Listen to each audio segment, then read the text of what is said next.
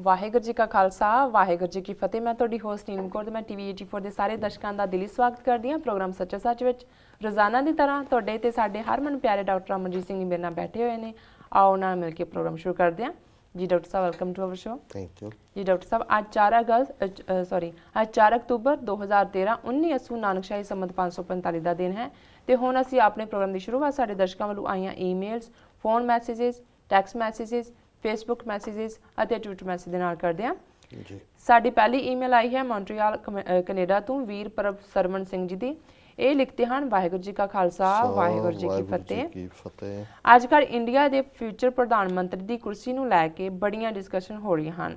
ਚੋਣ ਮਨਮੋਹਨ ਸਿੰਘ, ਰਾਹੁਲ ਗਾਂਧੀ, ਨਰਿੰਦਰ ਮੋਦੀ ਵਿੱਚੋਂ ਹੀ ਕਿਸੇ ਦੀ ਹੋਣੀ ਹੈ। ਇੱਕ ਸਿੱਖ ਦੇ ਨਾਤੇ ਮੇਰੀ ਸੋਚ ਹੈ ਕਿ ਮੋਦੀ ਦੇ ਪ੍ਰਧਾਨ ਮੰਤਰੀ ਬਣਨ ਨਾਲ ਸ਼ਾਇਦ ਸਾਡਾ ਭਾਰਤ ਤੋਂ ਛੇਤੀ ਖਹਿੜਾ ਛੁੱਟ ਸਕਦਾ ਹੈ। ਇਸ ਦਾ ਕਾਰਨ ਇਹ ਹੈ ਕਿ ਘੱਟ ਗਿਣਤੀਆਂ ਲਈ ਜੋ ਹਿੰਦੂਤਵੀਆਂ ਦੀਆਂ ਨੀਤੀਆਂ ਹਨ ਉਹ ਮੋਦੀ ਖੁੱਲ੍ਹੇ ਰੂਪ ਵਿੱਚ ਲਾਗੂ ਕਰੇਗਾ। ਅੱਜ ਕੱਲ੍ਹ ਵੀ ਸਾਇਲੈਂਟ ਡੈਥ ਵਾਂਗੂ ਨੀਤੀਆਂ ਤਾਂ ਉਹ ਹੀ ਚੱਲ ਰਹੀਆਂ ਹਨ, ਪਰ ਮਨਮੋਹਨ ਸਿੰਘ ਵਰਗੇ ਬੀਬੇ ਚਿਹਰਿਆਂ ਦੇ ਰਾਹੀਂ, ਕਿਉਂਕਿ ਸਾਡੇ ਬਹੁਤ ਵੱਡੇ ਹਿੱਸੇ ਨੂੰ ਪਤਾ ਹੀ ਨਹੀਂ ਲੱਗ ਰਿਹਾ ਕਿ ਸਾਡੇ ਨਾਲ ਕੀ ਹੋ ਰਿਹਾ ਹੈ। ਉਹ ਸਿਰਫ ਪੱਗ ਵੇਖ ਕੇ ਸਾਡੀ ਜ਼ੁਬਾਨ ਬੰਦ ਕਰਵਾ ਦਿੰਦੇ ਹਨ। ਕਹਿੰਦੇ ਹਨ ਕਿ ਸਾਡੀ ਗਿਣਤੀ ਭਾਰਤ ਵਿੱਚ ਸਿਰਫ 2% ਹੁੰਦਿਆਂ ਵੀ ਪ੍ਰਧਾਨ ਮੰਤਰੀ, ਫੌਜੀ ਮੁੱਖ ਮੰਤਰੀ ਸਭ ਸਿੱਖ ਹਨ। ਤੁਸੀਂ ਬੇਵਜ੍ਹਾ ਰੌਲਾ ਪਾ ਰਹੇ ਹੋ। ਇਹਨਾਂ ਵੀਰਾਂ ਭੈਣਾਂ ਨੂੰ ਪਿੱਛੋਂ ਉਂਗਲੀ ਹਿਲਾ ਰਹੀਆਂ ਹਿੰਦੂਤਵੀ ਤਾਕਤਾਂ ਨਜ਼ਰ ਨਹੀਂ ਆਉਂਦੀਆਂ। ਮੇਰੀ ਸੋਚ ਮੁਤਾਬਿਕ ਮੋਦੀ ਦੇ ਪ੍ਰਧਾਨ ਮੰਤਰੀ ਬਣਨ ਨਾਲ ਸਾਡਾ ਭਾਰਤ ਤੋਂ ਖਹਿੜਾ ਛੁੱਟ ਸਕਦਾ ਹੈ ਤੇ ਖਾਲਿਸਤਾਨ ਦੀ ਮੰਜ਼ਿਲ ਨੇੜੇ ਆ ਸਕਦੀ ਹੈ। ਇਸ ਬਾਰੇ ਤੁਸੀਂ ਕੀ ਕਹਿਣਾ ਚਾਹੋਗੇ? ਅਖੀਰ ਵਿੱਚ ਤੁਹਾਡੀ ਚੜ੍ਹਦੀ ਕਲਾ ਲਈ ਵਾਹਿਗੁਰੂ ਜੀ ਦੇ ਚਰਨਾਂ ਵਿੱਚ ਅਰਦਾਸ ਕਰਦਿਆਂ ਹੋਇਆ ਫਤਿਹ ਅਰਜ਼ ਕਰਦਾ ਹਾਂ। ਵਾਹਿਗੁਰੂ ਜੀ ਕਾ ਖਾਲਸਾ ਵਾਹਿਗੁਰੂ ਜੀ ਕੀ ਫਤਿਹ। ਸਭ ਤੋਂ ਪਹਿਲਾਂ ਤਾਂ ਵੀਰ ਪ੍ਰਭ ਸਰਵਣ ਸਿੰਘ ਜੀ ਦਾ ਬਹੁਤ-ਬਹੁਤ ਧੰਨਵਾਦ। ਉਹਨਾਂ ਨੇ ਸਾਨੂੰ ਮੌਂਟਰੀਅਲ ਕੈਨੇਡਾ ਤੋਂ ਲਿਖਿਆ ਜੀ। ਬੇਸ਼ੱਕ ਅੱਜ ਕੱਲ੍ਹ ਉਹ ਟੋਰਾਂਟੋ ਵਾਸੀ ਬਣੇ ਹੋਏ ਨੇ, ਲੇਕਿਨ ਅਜੇ ਵੀ ਉਹਨਾਂ ਦੇ ਨਾਂ ਨਾਲ ਮੌਂਟਰੀਅਲ ਹੀ ਵੱਜਦਾ ਹੈ ਜੀ। ਤੇ ਮੌਂਟਰੀਅਲ 'ਚ ਬਹੁਤ ਪੋਪੂਲਰ ਰੇਡੀਓ ਸ਼ੋਅ ਜਿਹੜਾ ਕਿ ਇਹਨਾਂ ਨੇ ਹਮਸਫਰ ਪ੍ਰੋਗਰਾਮ ਤੇ ਸ਼ੁਰੂ ਕੀਤਾ ਜੀ, ਪ੍ਰੋਗਰਾਮ ਉੱਦਮ, ਲਗਭਗ 3 ਸਾਲ ਹੋ ਗਏ ਨੇ ਜੀ। ਉਹ ਬੜੀ ਸਫਲਤਾ ਨਾਲ ਚੱਲ ਰਿਹਾ ਹੈ। ਹੁਣ ਇਹ ਟੋਰਾਂਟੋ ਤੋਂ ਤੇ ਦੂਸਰੇ ਵੀਰ ਜਿਹੜੇ ਨੇ ਉਹ ਮੌਂਟਰੀਅਲ ਤੋਂ ਜਿਹੜੇ ਨੇ ਇਸ ਨੂੰ ਚਲਾਉਂਦੇ ਨੇ ਜੀ, ਮਨਵੀਰ ਸਿੰਘ ਜੀ। ਦੂਸਰਾ ਪਾਰਟ ਇਹ ਅਕਸਰ ਫੋਨ ਦੇ ਉੱਤੇ ਵੀ ਡਿਸਕਸ ਕਰਦੇ ਨੇ, ਜਿਹੜਾ ਇਸ਼ੂ ਬਰਨਿੰਗ ਇਸ਼ੂ ਹੁੰਦਾ ਹੈ, ਕਿਉਂਕਿ ਅਸੀਂ 1 ਘੰਟੇ ਦਾ ਇਹ ਪ੍ਰੋਗਰਾਮ ਉੱਦਮ ਹਰ ਐਤਵਾਰ ਨੂੰ ਸ਼ਾਮ 7:15 ਤੋਂ 8:15 ਹਮਸਫਰ ਪ੍ਰੋਗਰਾਮ ਤੇ ਹੁੰਦਾ ਜੀ, ਕਿਉਂਕਿ ਉਹਦੇ ਲਈ ਵੀ ਅਸੀਂ ਡਿਸਕਸ ਕਰਦੇ ਹਾਂ ਕਿ ਕਿਹੜੇ ਮੇਨ ਇਸ਼ੂ ਨੇ ਜਿਹੜੇ ਬਰਨਿੰਗ ਇਸ਼ੂ ਜਿਨ੍ਹਾਂ ਨੂੰ ਕਿਹਾ ਜਾਂਦਾ ਹੈ ਜੀ, ਉਸ ਬਾਰੇ ਗੱਲਬਾਤ ਹੋਏ। ਔਰ ਉਸ ਤੋਂ ਇਲਾਵਾ ਵੀ ਜਿਹੜੇ ਇਹ ਵੀਰ ਨੇ ਪ੍ਰਭ ਸਰਵਣ ਸਿੰਘ, ਪੰਥਕ ਦਰਦ ਨਾਲ ਭਰੇ ਹੋਏ, ਗੁਰੂ ਪੰਥ ਦੀ ਚੜ੍ਹਦੀ ਕਲਾ ਲੋਚਣ ਦੇ ਲਈ ਸਿਰਫ ਇੱਕ ਤਾਂ ਉਹ ਨੇ ਜਿਹੜੇ ਸਿਰਫ ਘਰ ਬੈਠ ਕੇ ਹੀ ਚੜ੍ਹਦੀ ਕਲਾ ਲੋਚਦੇ ਨੇ ਜੀ, ਇੱਕ ਉਹ ਨੇ ਜਿਹੜੇ ਆਪਣੀ ਕਿਰਤ ਵੀ ਕਰਦੇ ਨੇ ਤੇ ਜਿਹੜਾ ਬਾਕੀ ਸਮਾਂ ਉਸ ਨੂੰ ਪੰਥਕ ਐਕਟੀਵਿਟੀਜ਼ ਦੇ ਵਿੱਚ ਜਿਹੜਾ ਹੈ ਉਹ ਸਪੈਂਡ ਕਰਦੇ ਨੇ। ਇਸ ਲਈ ਇਹ ਸੱਚਮੁੱਚ ਹੀ ਬੜੇ ਪ੍ਰੋਗਰਾਮ ਦਾ ਨਾਂ ਵੀ ਉੱਦਮ ਰੱਖਿਆ ਇਹਨਾਂ ਨੇ, ਪਰ ਆਪ ਵੀ ਇਹ ਬੜੇ ਉਦਮੀ ਨੇ ਜੀ, ਔਰ ਬੜੇ ਉਤਸ਼ਾਹ ਤੇ ਹੌਸਲੇ ਨਾਲ ਪੰਥਕ ਚੜ੍ਹਦੀ ਕਲਾ ਦੇ ਪ੍ਰੋਗਰਾਮਾਂ ਨੂੰ ਲਿਖਦੇ ਨੇ, ਉਹਨਾਂ ਨੂੰ ਕੰਪਲੀਸ਼ਨ ਤੱਕ ਪਹੁੰਚਾਉਂਦੇ ਨੇ ਜੀ।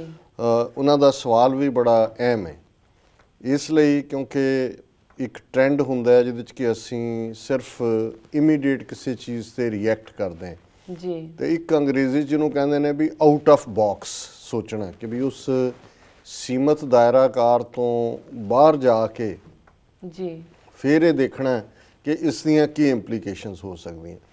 ਜ਼ਾਹਰ ਹੈ ਅਸੀਂ ਵੀ ਪ੍ਰੋਗਰਾਮ ਸੱਚੋ ਸੱਚ ਦੇ ਵਿੱਚ ਇਸ ਇਸ਼ੂ ਨੂੰ, ਹਾਲਾਂ ਅਸੀਂ ਕਦੇ ਰਾਹੁਲ ਗਾਂਧੀ ਨੂੰ ਕੋਈ ਸੀਰੀਅਸ ਕੰਟੈਂਡਰ ਦੇ ਤੌਰ 'ਤੇ ਡਿਸਕਸ ਨਹੀਂ ਕੀਤਾ ਵੀ ਉਹ ਪ੍ਰਧਾਨ ਮੰਤਰੀ ਬਣੇਗਾ ਤਾਂ ਕੀ ਹੋਏਗਾ, ਕਿਉਂਕਿ ਸ਼ਾਇਦ ਉਹ ਇਸ ਦੇ ਕਾਬਲ ਵੀ ਨਹੀਂ ਹੈ ਤੇ ਸ਼ਾਇਦ ਉਹਦੀ ਅਜੇ ਵਾਰੀ ਵੀ ਨਾ ਆਏ। ਹਾਲਾਂਕਿ ਜਿਸ ਤਰੀਕੇ ਨਾਲ ਪਾਵਰ ਸ਼ੋਅ ਕੀਤੀ ਜਾ ਰਹੀ ਹੈ, ਜਿਵੇਂ ਪਿਛਲੇ ਦਿਨਾਂ 'ਚ ਅਸੀਂ ਦੇਖਿਆ ਕਿ ਆਰਡੀਨੈਂਸ ਦੇ ਮਾਮਲੇ 'ਚ ਜੀ ਕਿਵੇਂ ਆਰਡੀਨੈਂਸ ਭੇਜਿਆ ਗਿਆ ਕਿ ਸੁਪਰੀਮ ਕੋਰਟ ਦੇ ਫੈਸਲੇ ਨੂੰ ਓਵਰ ਰੂਲ ਕੀਤਾ ਜਾਏ, ਦਾਗੀ ਸਿਆਸਤਦਾਨ ਚੋਣ ਵੀ ਲੜ ਸਕਣ, ਉਸਨੇ ਬਿਆਨ ਦਿੱਤਾ। ਹਾਲਾਂਕਿ ਇਸ ਦੀਆਂ ਹੋਰ ਵੀ ਕਈ ਪਰਤਾਂ ਹੁਣ ਖੁੱਲ੍ਹ ਰਹੀਆਂ ਨੇ, ਹਕੀਕਤ ਤਾਂ ਬਾਅਦ 'ਚ ਹੀ ਸਾਹਮਣੇ ਆਉਂਦੀ ਹੈ, ਕਿਉਂਕਿ ਅੱਜ ਹੀ LK ਅਡਵਾਨੀ ਦੀ ਇਹ ਸਟੇਟਮੈਂਟ ਲੱਗੀ ਹੈ ਕਿ ਇਹ ਤਾਂ ਐਵੇਂ ਰਾਹੁਲ ਗਾਂਧੀ ਨੇ ਡੈਮੇਜ ਕੰਟਰੋਲ ਕਰਨ ਦਾ ਯਤਨ ਕੀਤਾ ਆਪਣੀ ਮਾਂ ਦੇ ਕਹਿਣ 'ਤੇ, ਕਿਉਂਕਿ ਪ੍ਰੈਜ਼ੀਡੈਂਟ ਜਿਹੜੇ ਨੇ ਰਾਸ਼ਟਰਪਤੀ ਪ੍ਰਣਬ ਮੁਖਰਜੀ ਉਹ ਵੀ ਇਸ ਆਰਡੀਨੈਂਸ ਦੇ ਹੱਕ ਵਿੱਚ ਨਹੀਂ ਸਨ ਔਰ ਉਹਨਾਂ ਨੇ ਹੀ ਇਸ ਬਾਰੇ ਰਾਏ ਦਿੱਤੀ ਕਿ ਇਹ ਠੀਕ ਨਹੀਂ ਹੈ। ਔਰ ਦੂਸਰੇ ਪਾਸੇ ਫਿਰ ਰਾਹੁਲ ਗਾਂਧੀ ਨੂੰ ਕ੍ਰੈਡਿਟ ਦੇਣ ਦਾ ਕਿ ਉਹਨੇ ਕਿਹਾ, ਹਾਲਾਂਕਿ ਇਹ ਵੀ ਕੋਈ ਐਲਕੇ ਅਡਵਾਨੀ ਦੀ ਸਟੇਟਮੈਂਟ ਕੋਈ ਪੱਥਰ ਤੇ ਲਕੀਰ ਨਹੀਂ ਹੈ ਕਿ ਜ਼ਰੂਰੀ ਇਵੇਂ ਹੋਇਆ ਹੋਏਗਾ ਜੀ, ਪਰ ਬਹੁਤ ਵਾਰ ਪਰਦੇ ਦੇ ਪਿੱਛੇ ਕਈ ਕੁਝ ਚੱਲ ਰਿਹਾ ਹੁੰਦਾ ਹੈ। ਸੋ ਹੁਣ ਤੱਕ ਤਾਂ ਡਿਬੇਟ ਜਾਂ ਫੀਅਰ ਦੂਸਰੇ ਪਾਸੇ, ਕਿਉਂਕਿ ਕਾਂਗਰਸ ਨੇ ਰਾਹੁਲ ਗਾਂਧੀ ਨੂੰ ਕੋਈ ਆਫੀਸ਼ੀਅਲੀ ਤਾਂ ਉਤਾਰਿਆ ਨਹੀਂ ਹੈ ਕਿ ਉਹ ਪ੍ਰਾਈਮ ਮਿਨਿਸਟਰੀਅਲ ਕੈਂਡੀਡੇਟ ਹੈ। ਇਹ ਸਪੋਜੀਸ਼ਨ ਜ਼ਰੂਰ ਹੈ, ਜਾਂ ਅਸੀਂ ਵੀ ਜਦੋਂ ਮਨਮੋਹਨ ਸਿੰਘ ਪ੍ਰਧਾਨ ਮੰਤਰੀ ਨੂੰ ਰੈਫਰ ਕਰਦੇ ਹਾਂ ਤਾਂ ਉਹਨੂੰ ਸੀਟ ਵਾਰਮਰ ਕਹਿੰਦੇ ਹਾਂ ਕਿ ਉਹ ਸੀਟ ਗਰਮ ਕਰ ਰਿਹਾ, ਅਲਟੀਮੇਟਲੀ ਰਾਹੁਲ ਗਾਂਧੀ ਦੀ ਉਹ ਸੀਟ ਹੈ। ਵੈਦਰ ਅਜੇ ਵੀ ਮੈਨੂੰ ਇਹ ਲੱਗਦਾ ਹੈ ਕਿ ਜਿਹੜੀਆਂ 2014 ਦੀਆਂ ਪਾਰਲੀਮੈਂਟ ਚੋਣਾਂ ਨੇ, ਰਾਹੁਲ ਗਾਂਧੀ ਇੰਨਾ ਕੁ ਅਜੇ ਬਚਕਾਨਾ ਹੈ ਉਸ ਦਾ ਸਾਰਾ ਤੌਰ ਤਰੀਕਾ ਕਿ ਉਸ ਦੀ ਐਕਸੈਪਟੈਂਸ ਲੋਕਾਂ 'ਚ ਤਾਂ ਕੀ ਹੋਣੀ ਹੈ। ਉਹਨੇ ਹਰ ਚੌਥੇ ਦਿਨ ਕਿਤੇ ਨਾ ਕਿਤੇ ਆਪਣਾ ਜਲੂਸ ਕਢਾਇਆ ਹੋਣਾ, ਜਿਵੇਂ ਹੁਣ ਕਢਾਇਆ ਜੀ, ਭਾਵੇਂ ਉਹਨੇ ਸਟਰੈਂਥ ਸ਼ੋਅ ਕੀਤੀ ਹੈ ਆਪਣੇ ਵੱਲੋਂ, ਪਰ ਦੂਸਰੇ ਪਾਸੇ ਇਹ ਵੀ ਗੱਲ ਸਾਹਮਣੇ ਆਉਂਦੀ ਹੈ ਕਿ ਕਿਵੇਂ ਬਚਕਾਨਾ ਅੰਦਾਜ਼ ਹੈ ਇਸ ਸਾਰੀ ਗੱਲ ਦਾ। ਸੋ ਮੈਨੂੰ ਇਹ ਲੱਗਦਾ, ਜਿਵੇਂ ਵੀਰਪ੍ਰਭ ਸਰਵਣ ਸਿੰਘ ਜੀ ਨੇ ਕਿਹਾ ਵੀ 3 ਕੈਂਡੀਡੇਟਸ ਨੇ, ਮੈਨੂੰ ਲੱਗਦਾ ਹੈ ਕਿ ਕਾਂਗਰਸ ਮਨਮੋਹਨ ਸਿੰਘ ਦਾ ਚਿਹਰਾ ਲੈ ਕੇ ਹੀ 2014 ਦੀਆਂ ਪਾਰਲੀਮੈਂਟ ਚੋਣਾਂ 'ਚ ਇਸ ਚੋਣ ਮੈਦਾਨ ਦੇ ਵਿੱਚ ਉਤਰੇਗੀ ਜੀ। ਔਰ ਇਸ ਗੱਲ ਦੀ ਕਾਫੀ ਸੰਭਾਵਨਾ ਹੋਏਗੀ ਕਿ ਜੇ ਇਨ ਕੇਸ, ਕਿਉਂਕਿ ਅਜੇ ਕਾਫੀ ਸਮਾਂ ਵਿਚਕਾਰ ਹੈ ਪਾਰਲੀਮੈਂਟ ਚੋਣਾਂ ਦੇ, ਅੱਜ ਹੀ ਇਲੈਕਸ਼ਨ ਕਮਿਸ਼ਨ ਨੇ 5 ਸਟੇਟਾਂ ਦੇ ਵਿੱਚ, ਜਿਨ੍ਹਾਂ ਦੇ ਵਿੱਚ ਮੱਧ ਪ੍ਰਦੇਸ਼ ਵਰਗੀ ਸਟੇਟ ਹੈ ਜਿੱਥੇ ਬੀਜੇਪੀ ਦਾ ਰੂਲ ਹੈ, ਰਾਜਸਥਾਨ ਵਰਗੀ ਹੈ ਜਿੱਥੇ ਕਾਂਗਰਸ ਦਾ ਰੂਲ ਹੈ, ਦਿੱਲੀ ਜਿੱਥੇ ਕਾਂਗਰਸ ਦਾ ਰੂਲ ਹੈ, ਸ਼ਾਇਦ ਛੱਤੀਸਗੜ੍ਹ ਵੀ ਇਹਦੇ 'ਚ ਆਉਂਦੀ ਹੈ। ਸੋ 5 ਸਟੇਟਾਂ ਦੇ ਵਿੱਚ ਵਿਧਾਨ ਸਭਾ ਚੋਣਾਂ ਦਾ ਐਲਾਨ ਕੀਤਾ। ਸੋ ਇਹ ਵਿਧਾਨ ਸਭਾ ਚੋਣਾਂ ਇੱਕ ਹਵਾ ਦੱਸਣਗੀਆਂ ਕਿ ਹਵਾ ਦਾ ਰੁਖ ਕਿਸ ਪਾਸੇ ਹੈ ਜੀ। ਜੇ ਤਾਂ ਜਿਹੜੀਆਂ ਸਟੇਟਾਂ 'ਚ ਕਾਂਗਰਸ ਦਾ ਰੂਲ ਹੈ ਜਾਂ ਬੀਜੇਪੀ ਦਾ ਰੂਲ ਹੈ ਉਹ ਰਿਟੇਨ ਕਰਦੀਆਂ ਨੇ ਉਹਨਾਂ ਨੂੰ ਜੀ, ਜਾਂ ਉਹਨਾਂ ਨਾਲੋਂ ਜ਼ਿਆਦਾ ਪਾਵਰਫੁਲ ਸੀਟਾਂ ਲਿਜਾਂਦੀਆਂ, ਜਿਹੜੀਆਂ ਇਹਨਾਂ ਦੇ ਕੋਲ ਨਹੀਂ ਨੇ ਸਟੇਟਾਂ, ਸੇ ਮੱਧ ਪ੍ਰਦੇਸ਼ ਦੇ ਵਿੱਚ ਕਾਂਗਰਸ ਜ਼ਿਆਦਾ ਗੇਨ ਕਰ ਜਾਂਦੀ ਹੈ ਕਿਉਂਕਿ ਬੀਜੇਪੀ ਦਾ ਥੰਮ ਤਾਂ ਇਸ ਵੇਲੇ ਮੱਧ ਪ੍ਰਦੇਸ਼ ਹੀ ਹੈ ਜਿਸ ਨੂੰ, ਕਿਉਂਕਿ ਹਿਮਾਚਲ ਵੀ ਉਹਨਾਂ ਦੇ ਹੱਥਾਂ 'ਚੋਂ ਨਿਕਲ ਚੁੱਕਾ ਹੈ, ਰਾਜਸਥਾਨ ਵੀ ਉਹਨਾਂ ਦੇ ਕੋਲ ਨਹੀਂ ਹੈ ਜੀ, ਕਰਨਾਟਕਾ ਦੇ ਵਿੱਚ ਵੀ ਡਾਵਾਂਡੋਲ ਕੰਮ ਹੈ, ਉੜੀਸਾ ਦੇ ਵਿੱਚ ਵੀ ਬੀਜੂ ਪਟਨਾਇਕ ਦੇ ਨਾਲ ਇਹਨਾਂ ਦਾ ਅਲਾਇੰਸ ਨਹੀਂ ਹੈ ਜੀ। ਸੋ ਇਹਨਾਂ ਹਾਲਤਾਂ 'ਚ ਅਜੇ ਕਾਂਗਰਸ ਨੂੰ ਰੂਲ ਆਊਟ ਨਹੀਂ ਕੀਤਾ ਜਾ। ਇਹ ਠੀਕ ਹੈ ਵੀ ਨਰਿੰਦਰ ਮੋਦੀ ਦੇ ਮੁੱਦੇ ਤੇ ਅਸੀਂ ਵੀ ਕਮੈਂਟ ਕੀਤਾ ਹੈ ਔਰ ਜਿਸ ਤਰੀਕੇ ਨਾਲ ਇੱਕ ਹਾਈਪ ਕ੍ਰੀਏਟ ਕੀਤੀ ਹੈ, ਜਿਹੜਾ ਉਹ ਉੱਥੋਂ ਦਾ ਮੇਨ ਸਰਮਾਏਦਾਰ ਤਬਕਾ ਹੈ ਜਿਹਨੂੰ ਅੱਜ ਕੱਲ੍ਹ ਕਾਰਪੋਰੇਟ ਇੰਡੀਆ ਕਹਿੰਦੇ ਨੇ, ਜਿਵੇਂ ਕਾਰਪੋਰੇਟ ਅਮਰੀਕਾ ਕਿਹਾ ਜਾਂਦਾ ਸੀ ਜੀ, ਉਹਨਾਂ ਨੇ ਆਪਣਾ ਵੇਟ ਪੈਸਾ ਮੋਦੀ ਦੇ ਪਿੱਛੇ ਸੁੱਟਿਆ ਕਿਉਂਕਿ ਮੀਡੀਆ ਉਹ ਔਨ ਕਰਦੇ ਨੇ, ਇਲੈਕਟ੍ਰੋਨਿਕ ਹੋਏ ਪ੍ਰਿੰਟ ਹੋਏ, ਉਹਨਾਂ ਨੇ ਵੀ ਮੀਡੀਆ ਹਾਈਪ ਕ੍ਰੀਏਟ ਕੀਤੀ ਹੈ। ਫਿਰ ਜਿਹੜੀ ਸੋਸ਼ਲ ਨੈਟਵਰਕਿੰਗ ਹੈ ਉਸ ਦੇ ਉੱਤੇ RSS ਨੇ, ਕਿਉਂਕਿ ਮੋਦੀ ਸਿੱਧਾ RSS ਦਾ ਕੈਂਡੀਡੇਟ ਹੈ ਔਰ ਅਡਵਾਨੀ ਨੂੰ ਵੀ ਓਵਰਲੁੱਕ ਕੀਤਾ ਹੈ, ਦੂਸਰਿਆਂ ਦੀ ਰਾਏ ਵੀ ਇਸ ਦੇ ਵਿੱਚ ਨਹੀਂ ਲਈ ਕਿਉਂਕਿ RSS ਮੇਰਾ ਖਿਆਲ ਹੈ ਵੀ ਬੇਸਬਰਾ ਹੋ ਗਿਆ ਪਾਵਰ ਨੂੰ ਸਿੱਧੇ ਤੌਰ ਤੇ ਹਥਿਆਣ ਲਈ, ਔਰ ਸ਼ਾਇਦ ਉਹ ਮੂੰਹ ਦੀ ਵੀ ਖਾਏਗਾ ਜੀ। ਔਰ ਉਹਨਾਂ ਦੇ ਸੋਸ਼ਲ ਨੈਟਵਰਕਿੰਗ ਤੇ ਵੀ ਉਹਨਾਂ ਨੇ ਇਦਾਂ ਦੇ ਬਿਠਾਏ ਹੋਏ ਨੇ ਜਿਹੜੇ ਮੋਦੀ ਮੋਦੀ ਮੋਦੀ ਮੋਦੀ ਕਰਵਾ ਰਹੇ ਨੇ, ਔਰ ਇਸ ਗੱਲ ਨੂੰ ਪ੍ਰਭਾਵ ਦੇਣ ਦੇ ਲਈ ਕਿ ਯੰਗਰ ਜਨਰੇਸ਼ਨ ਮੋਦੀ ਦੇ ਨਾਲ ਹੈ, ਉਸ ਦੇ ਬਹੁਤ ਸਾਰੇ ਇੰਟਰੈਕਸ਼ਨ ਜਿਹੜੇ ਨੇ ਉਹ ਜਿਹੜਾ ਇਹਨਾਂ ਦਾ RSS ਦਾ ਯੂਥ ਵਿੰਗ ਹੈ ਜੀ, ਅਖਿਲ ਭਾਰਤੀ ਵਿਦਿਆਰਥੀ ਪਰਿਸ਼ਦ, ਉਹਨਾਂ ਦੀਆਂ ਜਿੱਥੇ ਜਿੱਥੇ ਬ੍ਰਾਂਚਿਸ ਨੇ ਉੱਥੇ ਉਹ ਫੰਕਸ਼ਨ ਵੀ ਆਰਗੇਨਾਈਜ਼ ਕਰ ਰਹੇ ਨੇ ਕਿ ਯੂਥ ਦੇ ਨਾਲ ਇੰਟਰੈਕਸ਼ਨ ਹੈ। ਔਰ ਮੋਦੀ ਨੂੰ ਜਿਹੜਾ ਰੇਲਵੇ ਸਟੇਸ਼ਨ 'ਤੇ ਚਾਹ ਵੇਚਦਾ ਰਿਹਾ ਉਹਨੂੰ ਇਵੇਂ ਦੱਸਿਆ ਜਾ ਰਿਹਾ ਜਿਵੇਂ ਕਿ ਉਹ ਹਾਰਵਰਡ ਵਾਲਿਆਂ ਤੋਂ ਵੀ ਵੱਡੀ ਉਹਦੀ ਕੋਈ ਥਾਟ ਪ੍ਰੋਸੈਸ ਹੈ।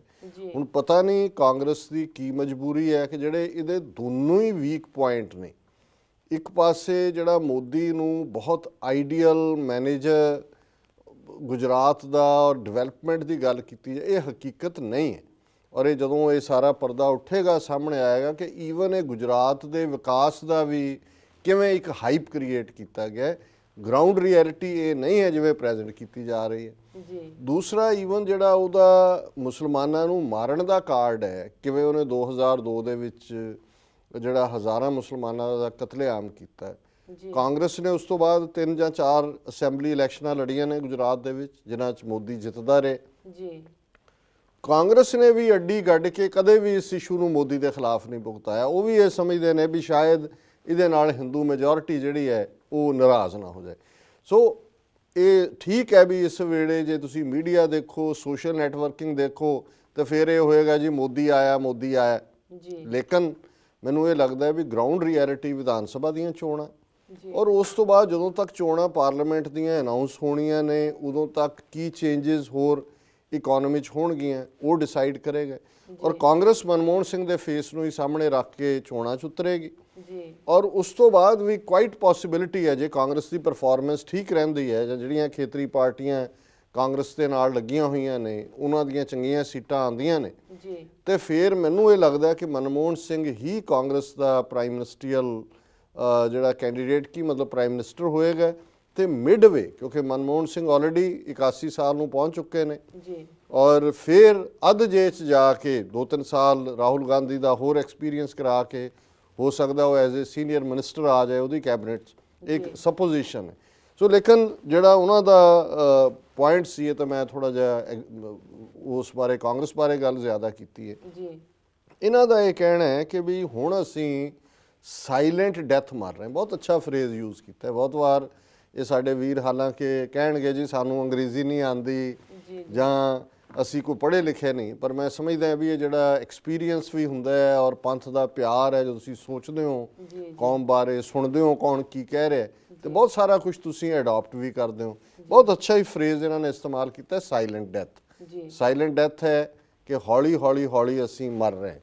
ਕਾਂਗਰਸ ਦੀਆਂ ਨੀਤੀਆਂ ਜ਼ਾਹਰ ਹੈ ਵੀ ਜ਼ਾਹਰਾ ਤੌਰ ਤੇ ਤਾਂ ਹਿੰਦੂਤਵੀ ਨਜ਼ਰ ਨਹੀਂ ਆਉਂਦੀਆਂ, ਪਰ ਜਿਵੇਂ ਮੈਂ ਅਕਸਰ ਕਹਿੰਦਾ ਕਿ ਇਹ ਹਿੰਦੂਤਵਾਦ ਦੀਆਂ ਏ ਤੇ ਬੀ ਟੀਮਾਂ ਨੇ। ਬੀਜੇਪੀ ਏ ਟੀਮ ਹੈ, ਕਾਂਗਰਸ ਜਿਹੜੀ ਹੈ ਉਹ ਬੀ ਟੀਮ ਹੈ ਔਰ ਬੀ ਟੀਮ ਵੀ ਸਾਇਲੈਂਟ ਡੈਥ ਕਰ ਰਹੀ। ਔਰ ਸਿੱਖਾਂ ਦੇ ਖਿਲਾਫ ਤਾਂ ਸਾਰੀਆਂ ਨੀਤੀਆਂ ਹੀ ਕਾਂਗਰਸ ਦੇ ਵੇਲੇ ਮੁੱਖ ਤੌਰ ਤੇ ਘੱਲੂਘਾਰਿਆਂ ਦੀਆਂ, ਬੀਜੇਪੀ ਨੇ ਉਹਨਾਂ ਨੂੰ ਜਿਹੜਾ ਉਹ ਭੜਕਾਇਆ ਤਾਂ ਸਹੀ, ਪ੍ਰੈਸੀਪਿਟੇਟ ਕੀਤਾ, ਜਿਵੇਂ ਅਡਵਾਨੀ ਨੇ ਕਿਹਾ ਜਾਂ ਕਸ਼ਮੀਰ 'ਚ ਕਿਲਿੰਗਸ ਕੀਤੀਆਂ, ਜਾਂ ਹੁਣ ਉਹਨਾਂ ਦੀਆਂ ਨੀਤੀਆਂ ਨੇ ਉਹ ਸਿਧਾਂਤਕ ਤੌਰ ਤੇ ਅਜੇ ਉਹਨਾਂ ਨੂੰ ਐਕਸਕਲੂਸਿਵ ਪਾਵਰ ਨਹੀਂ ਮਿਲੀ। ਜਿੱਦਾਂ ਨਰਿੰਦਰ ਮੋਦੀ ਕੋਲ ਇਹ ਹੱਥ ਆ ਗਈ ਗੱਲ ਜਿਹੜੀ ਉਹਨਾਂ ਨੇ ਕਿਹਾ ਕਿ ਬਈ ਫਿਰ ਕੀ ਫੇਟ ਹੋਏਗਾ ਜੀ, ਉਹ ਇਹ ਕਹਿੰਦੇ ਨੇ, ਉਹਨਾਂ ਦਾ ਆਪਣਾ ਇਹ ਖਿਆਲ ਹੈ ਕਿ ਵੀ ਇਹਦੇ ਨਾਲ ਇੱਕ ਤਾਂ ਜਿਹੜੇ ਲੋਕ ਅੱਜ ਸਾਨੂੰ ਕ੍ਰਿਟਿਸਾਈਜ਼ ਕਰਦੇ ਨੇ ਕਿ ਜੀ ਦੇਖੋ ਪ੍ਰਾਈਮ ਮਿਨਿਸਟਰ ਸਿੱਖ ਹੈ, ਫੌਜ ਦਾ ਮੁਖੀ ਸਿੱਖ ਹੈ, ਮੁੱਖ ਮੰਤਰੀ ਪੰਜਾਬ ਦਾ ਸਿੱਖ ਹੈ, ਕਿਹੜੇ ਪਾਸਿਓਂ ਡਿਸਕ੍ਰਿਮੀਨੇਸ਼ਨ ਹੋ ਰਹੀ ਹੈ। ਉਹਨੂੰ ਕਿਹਾ ਜਦੋਂ ਨਰਿੰਦਰ ਮੋਦੀ ਆਇਆ ਉਹਨੇ ਡੰਡਾ ਫੜਨਾ, ਹਿੰਦੂਤਵਾਦ ਹੈ, ਜਦੋਂ ਕੁੱਟ ਚਾੜੀ ਮੁਸਲਮਾਨਾਂ ਦੇ ਨਾਲ ਸਿੱਖਾਂ ਨੂੰ ਵੀ ਚੜ੍ਹਨੀ ਹੈ, ਫਿਰ ਇਹਨਾਂ ਸਾਰਿਆਂ ਨੂੰ ਅਕਲ ਆਈ। ਕਹਿਣਾ ਉਹ ਇਹ ਚਾਹੁੰਦੇ ਨੇ ਕਿ ਇਸ ਨਾਲ ਸਿੱਖ ਜਾਗਣਗੇ, ਜਿਹੜੇ ਕਿ ਹੁਣ ਮਨਮੋਹਨ ਸਿੰਘ ਦੀ ਗੋਲੀ ਖਾ ਕੇ ਸੌਂ ਗਏ, ਜਾਗਣਗੇ ਤੇ ਜਾਗ ਕੇ ਚੈਲੰਜ ਕਰਨਗੇ ਔਰ ਖਾਲਿਸਤਾਨ ਦੀ ਮੰਜ਼ਿਲ ਨੇੜੇ ਆਏਗੀ। ਸੋ ਇਹ ਇਸ ਨੂੰ ਡਿਸਮਿਸ ਨਹੀਂ ਕੀਤਾ ਜਾ ਸਕਦਾ ਕਿ ਇਵੇਂ ਹੋਏਗਾ ਨਹੀਂ ਜਾਂ ਹੋ ਨਹੀਂ ਸਕਦਾ। ਔਰ ਇਹਦੇ 'ਚ ਇਹ ਠੀਕ ਗੱਲ ਹੈ ਕਿ ਜਿਹੜਾ ਲੁਕਿਆ ਐਨਮੀ ਹੁੰਦਾ ਹੈ ਜਾਂ ਜਿਹਨੂੰ ਅਸੀਂ ਕੈਮੋਫਲੇਜ ਐਨਮੀ ਕਹਿੰਦੇ ਆ, ਜਿਹੜਾ ਆਇਡੈਂਟੀਫਾਈ ਨਹੀਂ ਹੁੰਦਾ, ਉਹ ਜ਼ਿਆਦਾ ਖਤਰਨਾਕ ਹੁੰਦਾ ਹੈ ਉਹਦੇ ਨਾਲੋਂ ਜਿਹੜਾ ਸਾਹਮਣੇ ਜਿਹੜਾ ਪਤਾ ਹੀ ਹੈ ਵੀ ਐਨਮੀ ਹੈ। ਔਰ ਮੈਂ ਸਮਝਦਾ ਹੈ ਵੀ ਇਹਦੇ 'ਚ ਕੋਈ ਸ਼ੱਕ ਨਹੀਂ ਹੈ ਕਿ ਹਿੰਦੂਤਵਾ ਦਾ ਜਿਹੜਾ ਮੋਦੀ ਹੈ ਉਹ ਨੇਕਡ ਫੇਸ ਹੈ। ਵਾਜਪਾਈ ਜਿਹੜਾ ਸੀ ਉਹ ਥੋੜਾ ਬਹੁਤ ਜਿਹੜਾ ਉਹ ਸੌਫਟ ਫੇਸ ਸੀ, ਲੱਗਦਾ ਸੀ ਕਿ ਵੀ ਚਲੋ ਰਿਲੇਟਿਵਲੀ ਜੈਨੂਨ ਹੈ।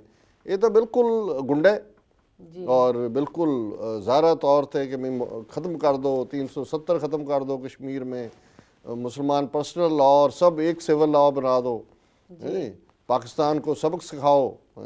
सो ये तो इस किस्म का ही है। सो इस किस्म के वैसे तो मरवाते ही होंगे ने हिटलर वर्गे लोग, जिवें मैं कहा है भी हिटलर इन द मेकिंग है, लेकिन कई बार जिहड़ा साडा फीयर ये हो सकता है कि साडी धिर जो प्रकाश सिंह बादल ਦੀਆਂ ਕਰਤੂਤਾਂ ਨੇ, ਅਕਾਲੀ ਦਲ ਮਾਧੋਪੁਰ 'ਚ ਉਹਦਾ ਪਹਿਲਾ ਇਕੱਠ ਕਰਵਾਉਣਾ, ਉਹਦਾ ਝੰਡਾ ਬਰਦਾਰ ਹੋਣਾ, ਉਸ ਦੇ ਲਈ ਅਰਦਾਸ ਕਰਨੀ ਇਤਿਹਾਸਕ ਗੁਰਦੁਆਰੇ 'ਚ ਜਾ ਕੇ, ਇਹ ਨਾ ਹੋਏ ਵੀ ਸਾਡਾ ਹੀ ਇੱਕ ਧੜਾ ਜਿਹੜਾ ਹੈ ਜਾਂ ਇੱਕ ਮੁੱਖ ਧਿਰ ਜਿਹੜੀ ਅੱਜ ਪੰਜਾਬ 'ਚ ਕਾਬਜ਼ ਹੈ ਔਰ ਰੱਤ 'ਤੇ ਚੜ੍ਹੀ ਹੋਈ ਹੈ ਮੋਦੀ ਦੇ, ਉਹ ਹੀ ਮੋਦੀ ਦੀਆਂ ਉਹ ਜਿਹੜੀਆਂ ਹਿੰਦੂਤਵੀ ਨੀਤੀਆਂ ਨੇ ਉਹਨਾਂ ਨੂੰ ਲਾਗੂ ਕਰਵਾਉਣ ਦੇ ਵਿੱਚ ਉਸ ਦੀ ਕੁਹਾੜੀ ਦਾ ਮੁੱਖ ਦਸਤਾ ਬਣੇ ਹੋਣ। ਇੱਕ ਹਾਈਪੋਥੇਸਿਸ ਤਾਂ ਇਹ ਹੈ ਵੀ ਸਿੱਖ ਜਿਹੜੇ ਨੇ ਜਾਗ ਸਕਦੇ ਨੇ ਜਦੋਂ ਬਲੈਟੈਂਟ ਹਿੰਦੂਇਜ਼ਮ ਸਮਝ ਆਇਆ, ਪਰ ਦੂਸਰਾ ਇਹਦਾ ਪੱਖ ਇਹ ਵੀ ਹੈ ਕਿ ਉਹ ਉਹਦੀ ਕੁਹਾੜੀ ਦਾ ਦਸਤਾ ਵੀ ਬਣ ਸਕਦੇ ਨੇ। ਸੋ ਅਜੇ ਦਿੱਲੀ ਦੂਰ ਹੈ, ਮੋਦੀ ਦੇ ਲਈ ਵੀ ਦੂਰ ਹੈ, ਰਾਹੁਲ ਗਾਂਧੀ ਲਈ ਵੀ ਦੂਰ ਹੈ, 2014 ਵੀ ਦੂਰ ਹੈ। ਅਸੀਂ ਜ਼ਰੂਰ ਜਿਉਂ-ਜਿਉਂ ਡਿਵੈਲਪਮੈਂਟਸ ਹੋਣਗੀਆਂ ਇਹਨਾਂ ਇਸ਼ੂਜ਼ ਤੇ ਗੱਲਬਾਤ ਕਰਾਂਗੇ। ਵੀਰ ਪ੍ਰਭ ਸਰਵਣ ਸਿੰਘ ਜੀ ਦਾ ਬਹੁਤ-ਬਹੁਤ ਧੰਨਵਾਦ, ਉਹਨਾਂ ਨੇ ਸਾਨੂੰ ਲਿਖਿਆ। ਜੀ ਡਾਕਟਰ ਸਾਹਿਬ ਵੇਲਾ ਗਿਆ ਬ੍ਰੇਕ ਦਾ, व्यूअर्स, विचारों का सिलसिला इस तरह चलता रहेगा। मिलते हैं एक छोटे ब्रेक के बाद।